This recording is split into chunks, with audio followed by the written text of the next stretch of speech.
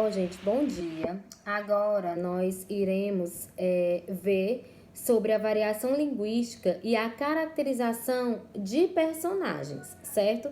Que estão nas páginas 52 e 53 do livro de vocês.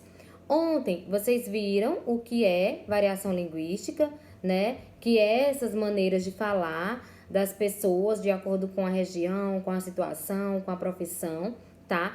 Hoje nós vamos ver o que é que a variação linguística ela tem a ver com a caracterização de personagens. Então, por exemplo, o Chico Bento, né, que eu até citei ontem para vocês, ele utiliza da variação linguística para Maurício de Souza, né, que é o criador, ele utiliza da variação linguística para caracterizar esse personagem. Porque o Chico Bento, a Rosinha, diferente dos outros personagens, como Mônica, Cebolinha, Cascão, Magali, ele tem um sotaque bem forte porque ele é do interior. Então, a variação linguística, ela ajuda para caracterizar esses determinados personagens, tá? Então, na sessão anterior, você estudou o fenômeno da variação linguística e viu que há diferentes modos de falar uma mesma língua. Observe agora como determinada variedade regional pode ter papel significativo na caracterização das personagens de um texto literário. Então, vamos lá. Leia o trecho a seguir. 300 onças. Pois, amigo, não lhe conto nada. Quando botei o pé em terra, na ramada da estância, ao tempo que dava as boas tardes ao dono da casa, aguentei um tirão seco no coração. Não senti na cintura o peso da guaiaca. Tinha perdido 300 onças de ouro que levava para pagamento de gados que ia levantar. E logo passou-me pelos olhos um clarão de cegar, depois uns coriscos tirante a roxo, depois tudo me ficou cinzento para escuro. Eu era muito pobre e ainda hoje é como você sabe, estava começando a vida e o dinheiro era do meu patrão, um charqueador, sujeito de contas muito limpas e brabo como uma manga de pedras. Assim, de meio assombrado, me fui repondo quando ouvi que indagavam. Então, Patrício, está doente? Obrigado. Não, senhor, respondi. Não é doença, é que sucedeu-me uma desgraça. Perdi uma dinheirama do meu patrão. Ah, lá fresca, é verdade. Antes morresse que isto. Que vai ele pensar agora de mim? É uma dos diabos, mas não se acoquine, homem.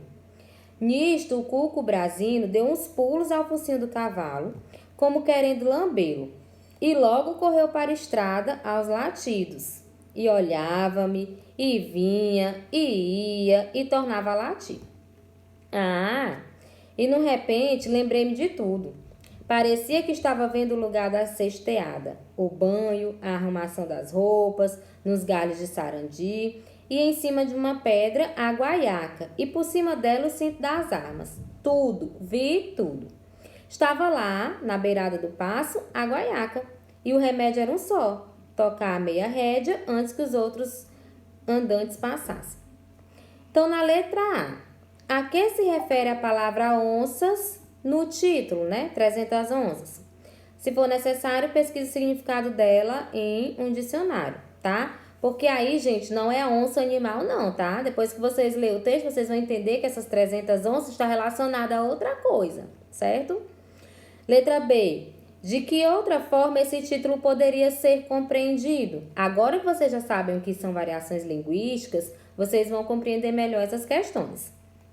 Segunda, no trecho lido, há muitas palavras e expressões características de certa região do Brasil. Na letra A, no caderno, liste as palavras e expressões que você não entendeu e supõe um possível significado para elas com base no contexto.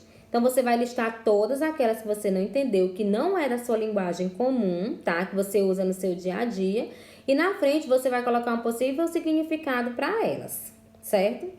Na letra B, se não conseguiu compreender o significado delas com base no contexto, consulte um dicionário ou outra fonte.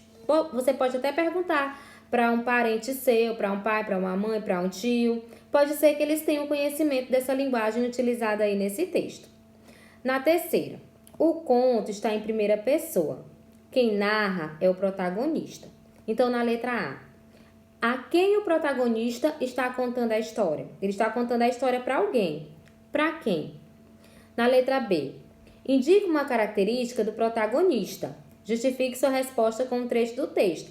Você vai dar alguma característica para ele. Ele é inteligente, ele é destemido, ele é preocupado, ele é preguiçoso, tá? De acordo com o texto.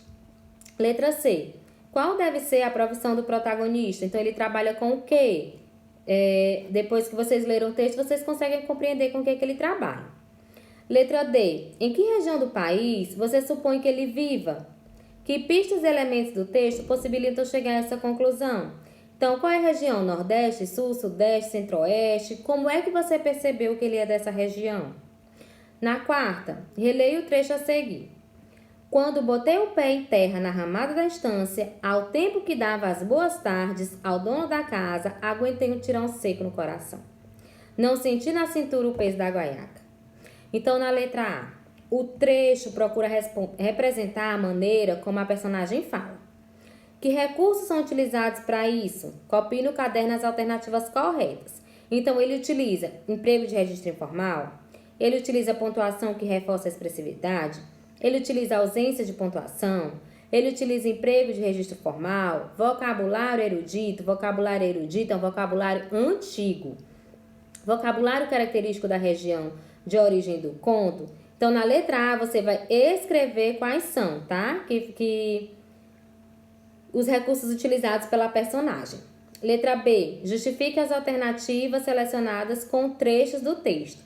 Então, se você escolheu emprego de registro informal, você tem que colocar agora qual é a parte do texto que utiliza esse emprego de registro informal.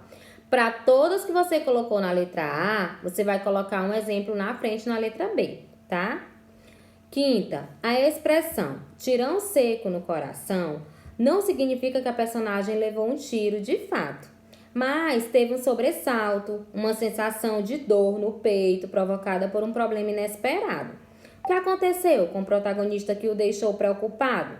Então, você vai dizer aí, né, que foi a preocupação dele.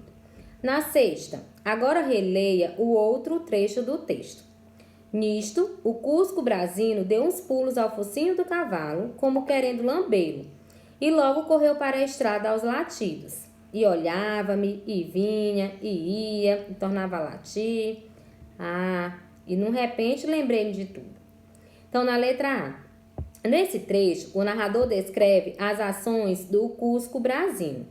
Essa expressão refere-se a que animal? Letra B. Que palavras ou expressões do texto permitem chegar à conclusão de que Cusco Brasino se refere a esse animal? Como foi que você percebeu que Cusco Brasino é esse animal que você citou na letra A? Na letra C. Qual foi a principal ação do Cusco Brasino no texto? Então, o que foi que ele fez de principal, de importante? Letra D. O termo Cusco pode ser considerado exemplo de variedade regional. Então, você acha que Cusco Brasino é a maneira de falar de uma determinada região? Explique. Sétima. Sobre os dois últimos parágrafos do trecho, responda as seguintes questões. Letra A. Qual é a função da descrição do espaço feito pelo narrador? Por que você acha que ele descreveu todo o espaço? Letra B. O narrador consegue resolver o problema que o afligia? Justifique sua resposta. No final de tudo, ele conseguiu resolver? Então, só um lembretezinho. O registro de determinada variedade linguística pode ter uma função fundamental no texto literário quando corresponde à fala de uma personagem. Ajudar a compor suas características e apresentar informações sobre o grupo a qual essa personagem pertence.